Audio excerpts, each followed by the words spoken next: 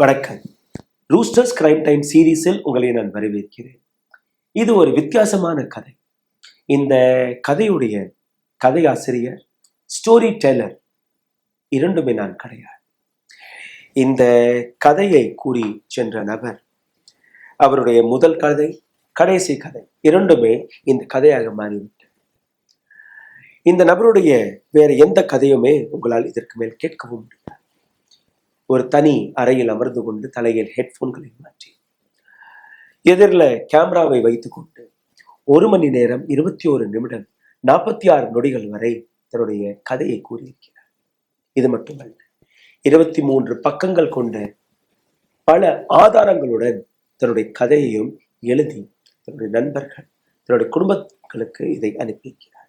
கடைசி பக்கத்தில் ஒரு கவிதை இருக்கிறது. அதற்கு முன்பு உள்ள பக்கத்தில் அவருடைய 12 ஆசைகள், கடைசி ஆசைகள் இருக்கிறது. தன்னுடைய குடும்பத்தினர்களுடன் எடுக்கப்பட்ட ஒரு சில படங்கள், 12 ஆசைகள், இந்த கவிதை. இந்த ஒட்டுமொத்த கதையை நீங்க படித்து பார்த்தீர்கள்னா உங்களுக்கு புரிய வரும். எப்படி ஃபேமிலி கோர்ட்களில் ஆண்கள் சித்திரவதை செய்யப்படுகிறார்கள், எப்படி பெண்கள் பணவேட்டையில், பெண் மட்டுமல்ல பெண்ணுடைய குடும்பங்களும் இந்த பணவேட்டையில் இறங்கி இருக்கிறார்கள். இந்த வழக்கை மட்டும் பார்த்து ஒட்டுமொத்த சிஸ்டத்தையும் உங்களால் கேள்வி கேட்கவும் முடியாது. ஏன்னா டவுரி, திருமணங்களில் நடக்கக்கூடிய அந்த வயலன்ஸ், இது எல்லாமே இருக்கு, சிஸ்டம்ல இருக்கு. இதை நீங்க மறுக்கவும் முடியாது. ஒரு சில பெண்கள் உண்மையாகவே கொடுமைப்படுத்தப்படுகிறார்கள், ஒரு சில ஆண்கள் உண்மையிலேயே கொடுமைப்படுத்தப்படுகிறார்கள். ஆனால் சட்டம் என்ன? பெண்களுக்கான சட்டமாக மட்டுமே இருக்கிறது இல்லைய, ஆண்களுக்கான எந்த விதமான சட்டமும் இல்லை என்பதை இந்த கதை உங்களுக்கு உணர்த்த இருக்கிறது. அதனால் இந்த கதையை கடைசி வரை பாருங்கள், கவனமாக கேளுங்கள். அதுல் சுபாஷுடைய இந்த கதை. சமஸ்திபுரா, பிஹாரில் பிறந்து கஷ்டப்பட்டு கம்ப்யூட்டர் சயின்ஸ் படித்து ஒரு ஐடி ப்ரொஃபஷனலாக பெங்களூரில் வேலை பார்த்து 2019ஆம் ஆண்டு ஷாதி.com தனக்கான ஒரு துணைவியை தேடுவதற்காக, மனைவியை தேடுவதற்காக ரெஜிஸ்டர் செய்திருக்கிறார். அங்கதான் நிகிதா சிங்கானியா என்கிற இந்த பெண்ணுடன் பேச்சுவார்த்தை தொடங்கியிருக்கிறது. 2 குடும்பங்களுக்குமே ஒத்துப்போய் திருமணமும் நடந்து முடிந்துவிட்டது. 2019ஆம் ஆண்டு ஏப்ரல் மாதம் 26ஆம் தேதி திருமணத்திற்கு பின்பு தன்னுடைய மனைவியை மிகப்பெரிய அளவில் நேசித்திருக்கிறார். அந்த தரப்பில் இருந்த நிகிதாவும் ஒரு பொறுப்பான பெண் போன்று நடந்து கொண்டிருக்கிறார். வாழ்க்கை தொடங்கிய ஒரு சில மாதங்களில் இவர்களுக்கு இடையில் பிரச்சனைகளும் உருவாங்க தொடங்கிவிட்டது. இன்னொரு பக்கம் நிகிதாவுடைய தகப்பனார், அவர் உயிரிழந்ததுக்கு பின்பு இந்த நபர் அந்த 23 பக்கங்களில் பேசிய விஷயங்களை ஒவ்வொன்றாக நீங்க பார்த்தீர்கள், உங்களுக்கு புரிய வரும் எந்த அளவில் மென்டல் டார்ச்சரை இந்த நபர் செய்திருக்கிறார். நிகிதா அவருடைய அந்த டெலிவரியும் போது, அதாவது பிரெக்னென்டாக இருக்கும்போது, தன்னுடைய வேலையை விட்டு வீட்டிலே இருக்கும்போது தன்னுடைய அம்மா கிட்ட நீண்ட நேரம் பேசுவதாகவும், அதாவது நிஷா சிங்கானியாவுடன் பேசுவதாகவும், பெண்ணுடைய அம்மா சொல்லி கொடுத்து இவர்களுடைய குடும்பத்தை கலைத்ததாகவும் ஒரு குற்றச்சாட்டு எடுத்து வைத்திருக்கிறார். கணவர் ஆஃபீஸுக்கு போனதுக்கு அப்புறம் அம்மா கிட்ட நீண்ட நேரம் பேசிட்டே இருப்பாரா, டெலிவிஷன் பார்த்துட்டே இருப்பாரா, தன்னுடைய உடலை கூட சரியாக கவனிப்பதில்லை. அது எல்லாமே ஒரு பிரச்சனையாக இருக்கிறது. இந்த பெண்ணுடைய பல்வேறு விஷயங்கள் எதிராக இருந்திருக்கிறது. குழந்தை பிறந்ததுக்கு அப்புறம் அவங்க அம்மா இருந்தது இல்லாதது எல்லாம் சொல்லி கொடுத்து, நிகிதா ஒரு நாள் பெங்களூர்ல இருந்து ஜான்பூர் ஷிஃப்ட் ஆகிட்டார் தன்னுடைய மகனை கூட்டிட்டு. அதுதான் கடைசியாக அதுல் தன்னுடைய மகனை சந்தித்ததாக இருந்தது. அதுல் கெஞ்சி இருக்கிறார், கூத்தாடி இருக்கிறார். ஆனால் எந்த ஒரு வீடியோ காலில் கூட அந்த குழந்தையை காட்டவில்லை. அதுல் மீது கிட்டத்தட்ட 9 வழக்குகள் போடப்பட்டது. இந்த 9இல் unnatural sex, murder, dowry, harassment, இது எல்லாமே இருக்கு. அந்த வழக்குகளை பற்றியும் நான் உங்களுக்கு எடுத்துக்காட்டுவேன். அதுல் மீது மட்டுமல்ல, அதுலுடைய பெற்றோர்கள் மீது, அதுலுடைய தம்பி மீதும் வழக்குகள் போடப்பட்டது. இதே வழக்குகள். அதுலுடைய கதைக்கு வந்து விடலாம். பெண் டைவோர்ஸ் கேஸ் போட்டாக ஒரு 9க்கு மேற்பட்ட வழக்குகள் போடப்பட்டது. ஆனால் இந்த ஜஸ்டிஸ் இஸ் டியூ என்கிற இந்த தலைப்பில் அவர் என்ன எழுதியிருக்கிறாரோ அதுல ஒரு 5 பேருடைய பேரையும் எழுதி சென்றிருக்கிறார். இதுல முதல் இடத்தில் மனைவியுடைய பேர் கிடையாது, மாமியாருடைய பேர் கிடையாது, மைத்துனருடைய பேர் கிடையாது, அந்த பெண்ணுடைய எந்த ரிலேட்டிவுடைய பேரும் கிடையாது. முதல் இடத்தில் principal family court judge Jaunpur Rita காஷிக்குடைய பேர். அதாவது இந்த ஒட்டுமொத்த விஷயத்துல மிகப்பெரிய அளவுல இந்த நபருடைய வாழ்க்கையை அளித்தது ஒரு நீதிபதி. அடுத்தபடியாக நிகிதா சிங்கானி அவருடைய மனைவி, அதற்கு பின்பு அவருடைய மதர்-இன்-லா அதாவது மாமியார், பின்பு மைத்துனர் மற்றும் நபர்கள். கோவிட் காலகட்டத்தில் தன்னுடைய வீட்டுக்கு திரும்பி சென்ற நிகிதா இந்த வழக்கை போட்டதுக்கு அப்புறம் எப்படியாவது இந்த நபருடைய வாழ்க்கையை அளிக்க வேண்டும் என்கிற அந்த நோக்கத்துடன் தான் வெளிப்படுத்தியிருக்கிறார். 120 டேட்ஸ், 2 வருடத்திற்குள்ளேயே 120 டேட்ஸ், எல்லாமே ஜான்பூர்ல இருக்கக்கூடிய கோர்ட். 40 முறை இவர் வந்திருக்கிறார். எப்பெல்லாம் வாய்தா வருகிறதோ அப்பெல்லாம் வந்திருக்கிறார். வந்து பார்த்தா நீதிபதி இருக்க மாட்டாரு, இல்ல அட்வொகேட் இருக்க மாட்டாரு, இல்ல ஏதோ ஒரு ப்ரொட்டஸ்ட் நடந்திருக்கும். அது மாதிரி ஒரு பாதி நாட்கள். இந்த நபரை எந்த அளவில் இவர்கள் ஹெராஸ் பண்ணியிருக்கார்கள் என்று நீங்க பார்த்தீர்கள்னா, இந்த வழக்கு ஃபாஸ்ட் ட்ராக் கோர்ட்ல எடுத்து சென்று, அதாவது ஹை கோர்ட்டுக்கு போய் இந்த வழக்கை ஃபாஸ்ட் ட்ராக்காக மாற்றுங்கள் என்று கூறி, அத்துல் இப்பதான் பெங்களூர்ல இருந்து வருவார் 1ஆம் தேதி 2ஆம் தேதி. அங்க பெங்களூர் போய் இறங்கின உடனே அடுத்த சம்மன் வந்து உட்கார்ந்துருக்கும். அடுத்த 2 நாட்கள்ல சம்மன் தேதி நீங்க வரணும். வருடத்திற்கு வெறும் 23 நாட்கள் மட்டும்தான் இந்த நபருக்கு லீவ் கிடைத்திருக்கிறது. ஆனால் 120 வாய்தாக்கள், அதுல 40 முறை சென்றிருக்கிறார். ஒரு வாட்டி பெங்களூர்ல இருந்து நீங்க ஜான்பூர் போயிட்டு வரணும்னா 2 நாட்கள் பிடிக்கும். போறதுக்கு ஒரு நாள், வர்றதுக்கு ஒரு நாள்.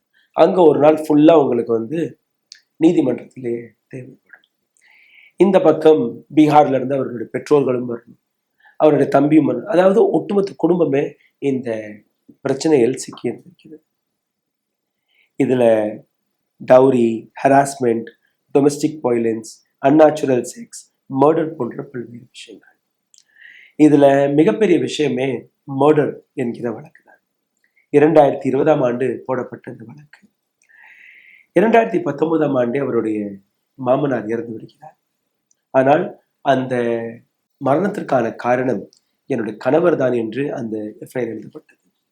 10 லட்சம் ரூபாய் டவுரி கேட்டதாகவும், அந்த டவுரி பணத்தை கொடுக்க முடியாமல் அந்த வேதனையிலேயே என்னுடைய அப்பா இறந்து போனார் என்கிற இந்த வழக்கு. கிராஸ் எக்ஸாமினேஷன் போது இதே பெண்மணி ஒத்துக்கொண்ட இன்னொரு விஷயம், 10 ஆண்டுகளாக என்னுடைய அப்பா, அவருக்கு உடல்நிலை சரியாக இல்லை, sugar, high BP, cholesterol, heart disease எல்லாமே இருந்தது.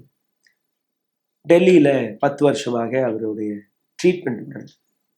கிராஸ் எக்ஸாமினேஷன்ல நிகிதா ஒத்துக்கொண்ட இந்த விஷயம். ஆனால் மர்டர் கேஸ் அவர் மீது போடப்பட்டது. நீதிமன்றம் காலப்போக்கில் அந்த மர்டர் கேஸையும் நீக்கினார்கள். அது ஒரு பக்கம். இந்த நபர் மீது போடப்பட்ட எத்தனையோ வழக்குகளில் மிக முக்கியமான வழக்கு 498A, அதை பற்றி தான் நேற்று சுப்ரீம் கோர்ட்ல ஒரு ஸ்டேட்மெண்ட்டும் கொடுத்திருந்தார்கள். இதில் பல மாற்றங்கள் தேவை. ஆண்களுக்கு எதிராக இந்த சட்டம் இருக்கிறது. அதே போன்ற இன்னொரு சட்டம் CRPC 125, இதுவும் டொமஸ்டிக் வயலன்ஸ் என்கிற இன்னொரு சட்டமும், இந்த 3 சட்டமுமே ஆண்களை எங்கேயுமே விடுவதில்லை. இந்த ஒட்டுமொத்த பிரச்சனையும் போது அவர் 2 இன்சிடென்ட்டை மிக முக்கியமாக கூறியிருந்தார் தன்னுடைய கதையில். இந்த மாதிரி ஒரு நாள் இந்த கோர்ட்டுக்கு போகும்போது எங்களுடைய செட்டில்மெண்ட் எல்லாம் பேசுவதற்காக 1 கோடி ரூபாய் என்னுடைய மனைவியின் வீட்டார்கள் கேட்டுக்கொண்டிருந்தார்கள். ரீட்டா கௌஷிக் என்கிற இந்த நீதிபதி அவர் என்னை அறையில் அனுப்பி கூப்பிட்டார். நிகிதாவும் என்னோட தான் அந்த அறைக்கு சென்றார். ஏன் நீ இந்த செட்டில்மெண்ட்டுக்கு ஒத்துக்க மாட்டேங்கிற? செட்டில்மெண்ட் ஒத்துக்கலாமே இல்லையா? இல்லை மேடம், இவங்க கேட்கறது 1 கோடி ரூபாய், எப்படி என்னால் கொடுக்க முடியும்? அதெல்லாம் முடியாது மேடம், அவ்வளோ பணமே இல்லை. உன்னோட 1,00,00,000 இருந்ததாக அவர்களுக்கு தெரிஞ்சதுனால தானே அவங்க கேட்கறாங்க. கொடுத்து தொலை, உன்னுடைய வாழ்க்கையை பாரு, உன்னுடைய குடும்பத்தை பாரு. சரி, 1,00,00,000 நான் வேண்டாம், இதை குறைச்சு செய்யறதற்காக நான் உதவுறேன், அதுக்காக 5,00,000 நீ எனக்கு கொடுத்தா போதும். யாரு? ஒரு நீதிபதி நேரடியாக அதுல்கிட்ட கேட்ட அந்த லஞ்சம் பணம். இல்ல மேடம், 5,00,000 என்னோட இல்லை, என்ன ஒரு மெரிட் பேசிஸ்ல இந்த வழக்கை நடத்துங்க. சரி, நீ வெளியில போ, நான் பார்த்துக்கிறேன். அப்போ இந்த நபர் இன்னொரு விஷயத்தை கூறியிருக்கிறார். அதாவது, மேடம், இதே மாதிரி பெண்களால எத்தனையோ ஆண்கள் சுசைட் செய்து கொண்டிருக்கிறார்கள். அதற்கு அருகே நின்ற நிக்கிதா சிரிச்சுக்கினே, நீ இன்னும் சாகலையே, நீ உயிரோட தானே இருக்கிற. அப்போ நீதிபதி இந்த 2 பேரும் வெளியில் அனுப்பி, அதே நாள் ஒரு ஜட்ஜ்மெண்ட் வெளியில் 80,000 மாதந்தோறும் ஜான்பூர் போன்ற இடத்தில் ஒரு குழந்தையை வளர்ப்பதற்காக அதுல் கொடுக்க வேண்டும். சிந்தித்து பாருங்கள், இந்த விஷயத்தை எப்படி நீங்க பார்ப்பீர்கள். இது மட்டுமல்ல, இதே போன்ற இன்னொரு இன்சிடென்ட் 10ஆம் தேதி ஏப்ரல் மாதம் 2024 நிஷா சிங்கானியா கோர்ட் வளாகத்தில், அதாவது இந்த நபருடைய மாமியார், இன்னும் நீ சாகலையா, போன முறை நீ வரும்போது சுசைடை பத்தி எல்லாம் பேசிட்டு இருந்தேன், நான் ஏதோ உன்னுடைய மரணத்திற்கான செய்தி தான் எங்களுக்கு கிடைக்கும்னு நாங்கள் பார்த்தோம், நீ தான் உயிரோட இருக்கேன். அதற்கு இரிட்டேட் ஆன இந்த நபர் ரொம்ப மன வேதையில் கூறிய விஷயம், நான் இறந்துட்டா உங்க வீட்டில் பார்ட்டி எப்படி நடக்கும்? அதுக்கு அந்த பெண்மணி கொடுத்த பதில், நீ போயிடுவ, அதெல்லாம் எனக்கு பிரச்சனையே இல்லை, என்னுடைய மகள் உன்னுடைய லீகல் வெட்டட் வைஃப், அதாவது உன்னுடைய சொத்து எல்லாமே என்னோட மகளுக்கு வந்துடும், எங்களோட பார்ட்டி எல்லாம் எங்கேயுமே நிற்காது. உன்னுடைய அப்பா அம்மா அவங்களும் ஒரு சில நாட்கள்ல இறந்துருவாங்க, அவங்களுடைய மருமக தான் என்னுடைய மகள், அந்த இடத்துல இருந்தும் சொத்து இங்கே தான் வரும். ஸோ எங்களுடைய வாழ்க்கையை பற்றி நீ கவலைப்படாத, நீ சாகலைன்னு தான் எங்களுக்கு கவலையாக இருக்கு.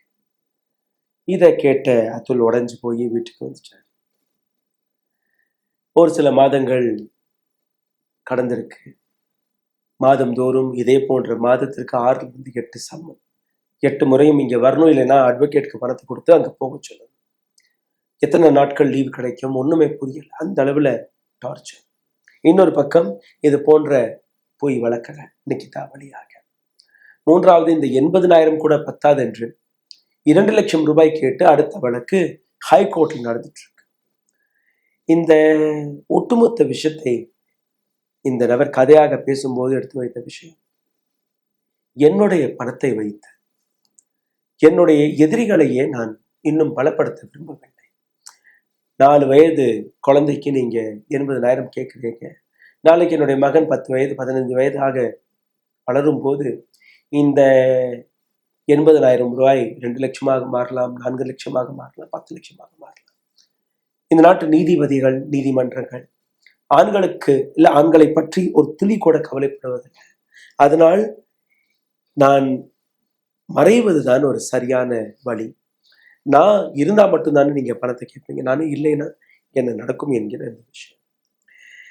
இந்த ஒட்டுமொத்த விஷயத்தை கதையாக பேசி சென்ற அதுல் பல்வேறு விஷயங்கள் எடுத்து வைத்திருக்கிறார். அதாவது 1 கோடியிலிருந்து 3 கோடி ரூபாய் வரை அந்த குடும்பத்தினர்கள் கேட்டதாகவும், அன்நேச்சுரல் செக்ஸ் 498 ஆக்ட் எந்த அளவில் ஆண்களுக்கு எதிராக இருப்பதாகவும், 120க்கும் மேற்பட்ட டேட்ஸ், ஒவ்வொரு 3 நாட்கள் 4 நாட்களுக்கு ஒரு முறை சம்மன், இது எல்லாத்தையுமே கேட்டு அதுலால் சமாளிக்க முடியவில்லை. ஆனால் தைரியமாக தன்னுடைய கடைசி நிமிடத்தில் அவர் பேசிய பல்வேறு விஷயங்கள் இன்னைக்கு ஒட்டுமொத்த இந்தியாவில் ஒரு பேசும் பொருளாக மாறிவிட்டது.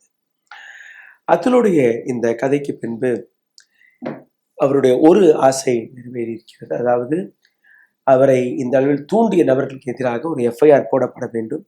அந்த எஃப்ஐஆரை பெங்களூருக்கு ஷிஃப்ட் செய்து விட்டார்கள். அதுல் இந்த இடத்துல கோர்ட்டில் நடக்கக்கூடிய பல்வேறு அத்துமீறல்கள், அதாவது ரீட்டா கௌஷிக் நீதிபதி, குமாஸ்தா மாதவ் எப்படி அங்க லஞ்சம் வாங்குறார், 50 ரூபாய், யாராக இருந்தாலுமே குறைஞ்சபட்சம் 50 ரூபாய், கொஞ்சம் பணக்காரராக இருந்தால், கொஞ்சம் மிடில் கிளாஸாக இருந்தால் 500, 1000 எவ்வளவு வேணாலும் பணம் வாங்குவாங்க. எப்படி கால் செய்து 3 லட்ச ரூபா கூட, நான் பேசுகிறேன் மேடம் கிட்ட எல்லாம் பேசிய நபரும் இந்த மாதவி என்கிற நபர் தான். எஃப்ஐஆர் இன்னைக்கு நிக்கிதா குடும்பத்து மீது போடப்பட்டதற்கு பின்பு ஒட்டுமொத்த குடும்பமே இன்னைக்கு ஒளிந்து நிற்கிறது. அங்கிருந்து ஓடி போனார்கள். எங்க இருக்கிறார்கள் என்று யாருக்குமே தெரியாது. இந்த கதையில நீங்க பார்த்தீர்கள்னா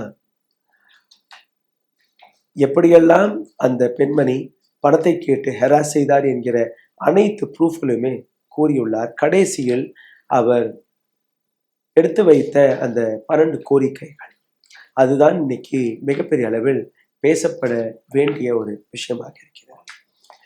அதாவது என்னுடைய வாழ்க்கையை அளித்த இந்த நபர்கள், இந்த நாட்டு சிஸ்டம், இந்த நாட்டு ஜுடிஷியரி சிஸ்டம் அனைவருமே இதை கேட்டுக்கொள்ளுங்கள். என்னுடைய கடைசி ஆசைகள் 12 ஆசைகள் இப்படி இருக்கிறது. என்னுடைய கேஸ் இதை பப்ளிக்கு மத்தியில், அதாவது தனியாக ஒரு கோர்ட் வளாகத்தில் அப்படி இருக்கக்கூடாது. இதை லைவ் டெலிகாஸ்ட் செய்து இதை பப்ளிக்கு முன்பு இந்த விசாரணையை நடத்தணும். 2வது, என்னுடைய சுசைட் நோட்டை நீதிமன்றம் ஒரு எவிடன்ஸாக எடுத்துக்கொள்ளணும். நான் பேசிய, நான் எழுதிய ஒவ்வொரு விஷயத்தையுமே அவர்கள் என்னுடைய கடைசி ஸ்டேட்மெண்ட்டாக எடுத்துக்கொள்ளணும். ரீட்டா கௌஷிக், உத்தரப்பிரதேசத்தின் நீதிபதி, இந்த பெண்மணி எந்த அளவில் ஒரு என்னுடைய ஸ்டேட்மெண்ட்டை கூட கேட்காமல், என் பக்கத்தில் இருக்கக்கூடிய நியாயத்தை கூட கேட்காமல் 80,000 ரூபாய் மாதந்தோறும் நான் கொடுக்கணும்னு என்கிற அந்த தீர்ப்பை வழங்கியதும், எனக்கிட்ட நேரடியாக 5 லட்சம் ரூபாய் கேட்டதும் இதுவும் விசாரிக்கப்பட வேண்டும். என்னுடைய குழந்தையை என்னுடைய மனைவியால் காப்பாற்ற முடியாது. பேராசை, பண ஆசை பிடித்த அந்த குடும்பத்தில் என்னுடைய குழந்தை வளரக்கூடாது. என்னுடைய கடைசி ஆசை இதுதான். என்னுடைய பெற்றோர்களிடமே என்னுடைய குழந்தையை ஒப்படைத்து விடுங்கள். எனக்கு ஒரு தம்பி இருக்கிறார், நல்ல மனிதன், அவன் என்னுடைய குழந்தையை பார்த்துக் கொள்வார். அதனால் இதற்கு மேலே என்னுடைய குழந்தை அங்கே இருக்கக்கூடாது. 6வது, என்னுடைய டெட் பாடிக்கு அருகே இந்த குடும்பத்தை சார்ந்த யாருமே நெருங்கக்கூடக்கூடாது. அவர்களை தூரத்திலே வையுங்கள். என்னுடைய இன்னொரு ஆசை, என்னை ஹெராஸ் செய்த நபர்கள், இந்த அனைத்து நபர்களுக்குமே தண்டனை கிடைக்காத வரை என்னுடைய அந்த சாம்பலை இங்கே கரைக்கக்கூடாது. அப்படி நான் என்னுடைய இந்த வழக்கில் வெற்றி பெற்று விட்டேன் என்றால் என்னை கங்கை நதியில் கரைத்து விடுங்கள். இல்லை என்றால் கோர்ட் வளாகத்திற்கு வெளியில் இருக்கக்கூடிய அந்த கால்வாயில் என்னுடைய சாம்பலை கரைத்து விடுங்கள். இதை தாண்டி என்னுடைய இந்த கேஸை ஒரு மிகப்பெரிய எக்ஸாம்பிளாக எடுத்து சட்டங்களில் மாற்றங்களை கொண்டு வந்து என் போன்ற பல ஆண்களுக்கும் நீங்க ஒரு நல்ல சட்டத்தை உருவாக்குவீர்கள் என்று அதையும் நான் எடுத்து வைக்கிறேன். என்னுடைய மனைவி போட்ட 9 வழக்குகள், அந்த 9 வழக்குகளையும் ரத்து செய்யணும். எங்களுடைய பெற்றோர்கள் மீது அதை நீக்கணும். ஆனால் இந்த 9 வழக்கும் அப்படி என்னுடைய மனைவியே நேரடியாக வந்து இதை நான் வாபஸ் பெற்றுக்கொள்கிறேன் என்று கூறினால் அதை வாபஸ் பெற்றுக்கொள்ளாது. அதற்காக பப்ளிக்கு முன்பே இந்த விசாரணையை நடத்துங்கள் என்றும் கூறியிருக்கிறார். இது போன்ற 12 கடைசி ஆசை. NCRB டேட்டா படி நீங்க பார்த்தீர்கள்னா கோர்ட்டில் இன்னைக்கும் 4 கோடி டைவோர்ஸ் கேசஸ்கள் இந்தியா முழுவதும் இருக்கக்கூடிய ஃபேமிலி கோர்ட்ஸ்களில் பெண்டிங்கில் இருக்கிறது, அதாவது இழுவையில் இருக்கிறது. பிரைப், டேட்ஸ்களை எப்படி வேணாலும் மாற்றலாம், எப்படி வேணாலும் மேனிப்புலேட் செய்யலாம். இந்த நாட்டு பெண்களுக்காகவே சட்டத்தை கொண்டு வந்து sexual harassment, domestic harassment, unnatural sex, இது போன்ற சட்டங்களை வைத்து அவர்கள் போடக்கூடிய அந்த வழக்கை சரியாக விசாரிக்காமல் கூட இது போன்ற ஆண்களிடமிருந்து பணத்தை வசூலிக்கக்கூடிய இந்த கதை. அதுல் தன்னுடைய இந்த கடிதத்தில் எழுதி சென்ற பல்வேறு விஷயங்கள். இந்தியாவில் பர் கேபிட்டா இன்கம் வெறும் 15,000 ரூபாய் மட்டும்தான். அதாவது ஒரு குடும்பத்தோடைய வருமானமே அதிகபட்சம் 15,000 ரூபாயாக இருக்கிறது. சாதாரணமாக ஆவரேஜ் எடுத்து பார்க்கும்போது. இது போன்ற நாட்டில் பிறந்த நாம் ஒரு 2 வயது குழந்தைக்கு 40,000 ரூபாய் எப்படி தேவைப்படும் என்கிற அந்த கேள்வியை கேட்டிருக்கிறார். தன்னுடைய இதே கதையில் அவருக்கு நடந்த பல்வேறு அத்துமீறல்களை, தவறுகளை எடுத்து காட்டியிருக்கிறார். இந்த நீதிபதி மீது எப்படியெல்லாம் அவரை மிரட்டினார், எப்படியெல்லாம் அந்த நீதிபதி லஞ்சத்தை கேட்டிருந்தார், அந்த லஞ்ச பணத்தை மறுத்ததால் அவர் மீது 80,000 ரூபாய் மாதந்தோறும் நஷ்டடி என்கிற பெயர்ல போட சொல்லியிருந்தார். எப்படி நிஷா சிங்கானி, அதாவது மாமியார், அவருடைய ரோல் இருந்தது, எப்படி நிகிதா தன்னுடைய தாய் கேட்பதை கேட்டுக்கொண்டு தன்னுடைய கணவரை விட்டு பிரிந்தது மட்டுமல்லாமல் அவர் மீது போய் வழக்குகளை போட்டிருந்திருக்கிறார். இந்த ஜஸ்டிஸ் இஸ் டியூ என்கிற இந்த ஸ்டேட்மெண்ட்டில் பல்வேறு விதமான, உங்களுடைய ஸ்கிரீனில் நான் காட்டுறேன், பல்வேறு விதமான ப்ரூஃப்களையும் இவர் எடுத்து வைத்திருக்கிறார்.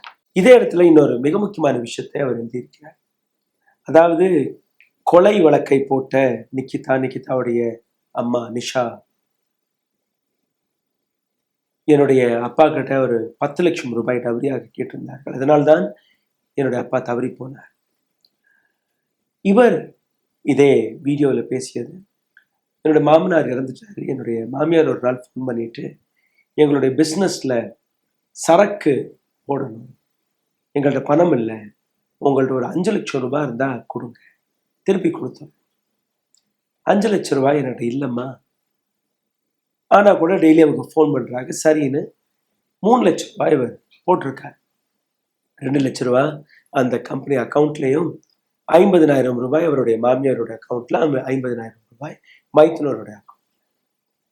அந்த பணத்தை திருப்பி கொடுக்காமல் மீண்டும் ஒரு முறை 15 லட்சம் ரூபாய் கேட்டிருக்காங்க. இந்த மாதிரி நீங்க இன்வெஸ்ட் பண்ணுங்க, உங்களுக்கு ரிட்டர்ன் நாங்கள் கொடுத்துருவோம். ஏற்கனவே கொடுத்த 3 லட்சம் ரூபாய் வரல, மறுபடியும் கேட்குறாங்களே, என்ன பண்றது? மாமியா மைத்துனர் சரி அதுக்கும் ஒத்துக்குங்க, 13 லட்சம் ரூபாயை டிரான்ஸ்ஃபர் பண்ணியிருக்காரு. அந்த பணமும் திரும்பி வரல. இப்போ எங்களுக்கு வீடு கட்டணும், 50 லட்சம் ரூபா பிரட்டி கொடுங்க. 50 லட்சம் ரூபாய் என்னோட இல்லைம்மா, நான் கொடுக்கவும் முடியாது, இருந்தாலும் என்னால் கொடுக்க முடியாது, நாங்கள் ஏற்கனவே உங்களுக்கு நான் 16-17 லட்சம் ரூபாய் கொடுத்துருக்கேன், அது திருப்பி கொடுங்க. இந்த திருப்பி கொடுங்கன்னு சொன்ன உடனேயே அங்க இருக்கக்கூடிய பிரச்சனைகள் வெடித்திருக்கிறது. அதை வைத்தே சண்டை பெரிதாக இருக்கிறது. என்னுடைய மகள் வாங்கக்கூடிய சம்பளத்திலிருந்து நீ கழிச்சுக்க, நாங்க தானே படிக்க வச்சோம், நாங்க தானே வேலையெல்லாம் வாங்கி கொடுத்தோம், உனக்கு கட்டி கொடுத்தோம், அப்ப அந்த பெண் வாங்கக்கூடிய சம்பளமும் நீ கொடுத்த பணமும் சரியா போச்சு, இன்னும் 50 லட்சம் ரூபாய். இதுவும் தன்னுடைய இதே கடிதத்தில் எழுதியிருக்கிறார். பல ப்ரூஃப்ஸ்களை விட்டு சென்ற அத்துல் பல விஷயங்களை மிக தெளிவாக எழுதியது மட்டுமல்லாமல் எப்படியெல்லாம் இந்த நாட்டு ஜுடிஷியரி சிஸ்டம் ஃபெயில் ஆகியிருக்கிறது. நிகிதாவிற்கு அவர் அனுப்பிய இந்த மெசேஜ், கோவிட் காலகட்டத்தில் சண்டை போட்டுட்டு குழந்தைய தூக்கிட்டு வெளியில போகாத, உன்னுடைய உடல்நிலை எப்படியும் பாதிக்கும், உனக்கு கோவிட் வந்துருச்சுன்னா என்ன ஆகும், அந்த பயம், அதெல்லாம் பேசியிருக்கிறார். இந்த கடிதம் எந்த அளவில் இந்த நாட்டுடைய ஒரு மிக கொடூரமான முகத்தை எடுத்து காட்டியிருக்கிறது என்று உங்களுக்கு புரிந்திருக்கும். இன்னைக்கு தன்னுடைய குழந்தையை இழந்து நின்ற அத்துலுடைய பெற்றோர்கள் தன்னுடைய மகனுடைய கடைசி ஆசையை மட்டுமே தன்னுடைய வாழ்க்கையின் ஒரு மிகப்பெரிய சேலஞ்சாக பார்த்திருக்கிறார்கள். டெத் ஹோல்ட்ஸ் நோ ஃபியர் என்கிற இந்த கவிதை கடைசி பக்கம். One should go with head held high. ஒரு நபர் தலை நிமிர்ந்து நிற்க வேண்டும். Not lost in coward that just comply. கோழையாக போகக்கூடாது. நான் கோழையாக போனோம் என்று நீங்க நம்பாதீர்கள். நான் தலை நிமிர்ந்து நான் தவறு செய்யவில்லை என்று நான் இருந்தால் என்னுடைய எதிரிகளுக்கு தான் பலம் என்கிற விஷயத்தை நான் புரிந்து கொண்டு நான் இன்னைக்கு உயிரிழக்கிறேன். டை அட் ஹை, சிகரத்திலிருந்து தன்னுடைய உயிரை இழந்து நிற்கிறேன். Taste of success, comfort after toil and sweet. A man needs a little bit of all that. A proud father, loving mother, and close kin's fortune have those wins. ஒரு நபருடைய வாழ்க்கை, சக்சஸ்ஃபுல்லான வாழ்க்கை, கம்ஃபர்டபுளான வாழ்க்கை, அன்பு செலுத்தக்கூடிய தாய், குழந்தை, அன்பு செலுத்தக்கூடிய நெருங்கிய நண்பர்கள், எனக்கு அனைத்து பேருமே கிடைத்தார்கள். My death, your single point of failure. என்னுடைய மரணம் உன்னுடைய ஒரே ஒரு தவறு தான். நீ செய்த தவறால் மட்டும்தான் என்னுடைய வாழ்க்கையை நான் முறித்துக் கொள்கிறேன். Many crave the game of misery strain, but the brave are those who refuse to play there. Violence on just myself is kindness to you, though no evil design will see its way through. வாழ்க்கையின் இந்த விளையாட்டில் நான் ஒரு தைரியமாக ஒரு போர் வீரர் போன்று நான் செல்கிறேன். என்னுடைய மரணத்தை நான் தனக்கு செய்யக்கூடிய இந்த கொடூரத்தை உன் மீது காட்டக்கூடிய கருணையாக பார்த்துக்கொள். நான் தன்னை அழித்துக் கொள்கிறேன். Thieves crowds as kings. திருடர்களை ராஜாவாக மாற்றக்கூடிய இந்த சமுதாயத்தை நான் எதிர்க்கிறேன். Every moral of your dishonesty, dividend of truth, every law is travesty. I reject your corruption and shitty deals. நீதிமன்றத்தை பற்றி உங்களுடைய மொரால், உங்களுடைய டிஸ்ஆனஸ்டி, அவநம்பிக்கை, அந்த அனைத்து விஷயத்தையுமே நான் எதிர்க்கிறேன். சட்டத்திற்கு கீழே அமர்ந்திருக்கக்கூடிய உங்கள் போன்ற நபர்கள் டீல்ஸ் பேசி கொண்டிருக்கிறீர்கள், அதையும் நான் எதிர்க்கிறேன். Epidemic of Robin Hood syndrome. Robin Hood போன்று நான் இந்த உலகத்திற்கு பல விஷயங்களை கொடுத்து செல்கிறேன், அதனால் என் மீது வருத்தப்படாதீர்கள். Pursue wise when loot industries, idiots and thugs when mock illusions. A brick is then taken out of the foundation, bleak of the future very nation. இது போன்ற சிஸ்டத்தில் இருக்கக்கூடிய கிருமிகள் ஒட்டுமொத்த சிஸ்டத்தை, சட்டத்தையே அழிக்கக்கூடிய வேலையை பார்க்கிறார்கள். இந்த போலியான கட்டடத்திலிருந்து ஒரு செங்கலை மட்டும் உருவி பாருங்கள், ஒட்டுமொத்த செங்கலே, ஒட்டுமொத்த பில்டிங்கே தரைமட்டமாக்கிவிடும். இந்த சிஸ்டத்தை கொலாப் செய்வதும், இந்த சிஸ்டத்தை திருத்தி எழுதுவதும் உங்கள் கையில் இருக்கிறது. Death holds no fear. என்னுடைய மரணத்திற்கு நான் ஒரு துளி கூட பயப்படவில்லை. Journey after a peak of fall, thrill behind the adventure cloud, taking stops, hums now infinity of soul. Pieces littered, but I became whole. ரொம்பவே கடுமையான வார்த்தைகள். என்னுடைய பயணம் சிகரத்தை தொட்டது. ஒரு மிகப்பெரிய அட்வென்ச்சரை நான் பார்த்திருக்கிறேன். எத்தனையோ தடயங்கள் வந்தது. என்னுடைய ஆத்மா இன்ஃபினிட்டியை நோக்கி சென்று கொண்டிருக்கிறது. நான் பல துக்குடாவாக, பல பீசஸ்களாக உடைந்திருந்தால் கூட என்னுடைய ஆத்மா ஒன்றாக சேர்ந்து விட்டது. இப்படிக்கு அதுல் சுபாஷ். இந்த கதை நிச்சயமாக உங்களுக்கு புரிந்திருக்கும் என்று நம்புகிறேன்.